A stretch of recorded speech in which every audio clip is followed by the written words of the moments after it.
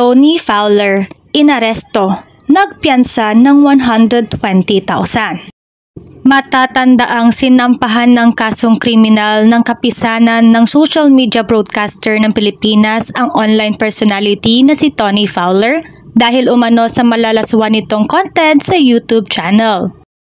Kinasuhan umano ng social media broadcasters ang social media personality dahil sa 3 music video nito sa YouTube na nagpapakita umano ng mga di kaaya-aya at masiselang parte ng katawan ng lalaki at babae. Ayon sa ulat, ang kaso ay 3 beses na paglabag umano sa Revised Penal Code Section 201 in relation to cybercrime law. Bawat video daw ay may multang 6,000 hanggang 12,000 at parusang pagkakakulong ng hanggang 20 years. Iginait pa rin ng kapisanan ng social media broadcaster ng Pilipinas na ang di umano'y di kaaya-ayang lyrics at mga gawa ni Fowler sa kanyang mga music video ay lumabag sa mahangganan ng kalayaan sa pagpapahayag.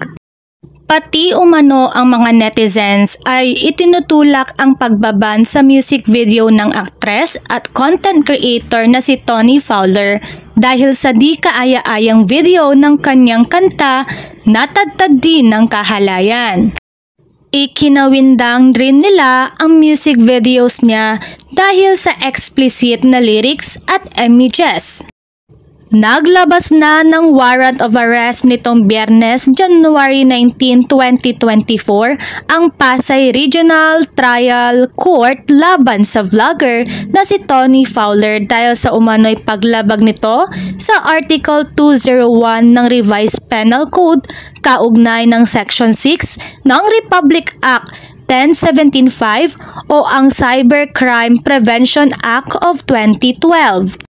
Pinaaresto na ng korte si Tony dahil sa sobra umanong di kaaya-ayang music video na ginawa niya.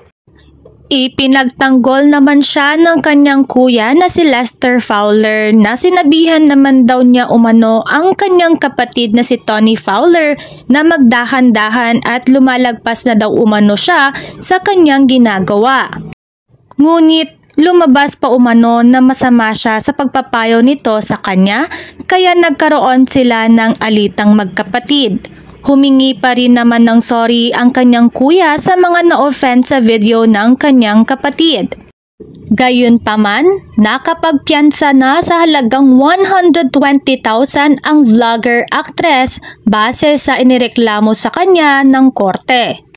Wala pang tugon, reaksyon o pahayag si Tony tungkol dito. Samantala, kung matatandaan nyo rin, ang kapisanan ng social media broadcasters ng Pilipinas din ang nagsampa ng kasong kriminal sa magjowang sina Vice Ganda at Ayon Perez kaugnay ng icing incident sa noontime show sa It's Showtime.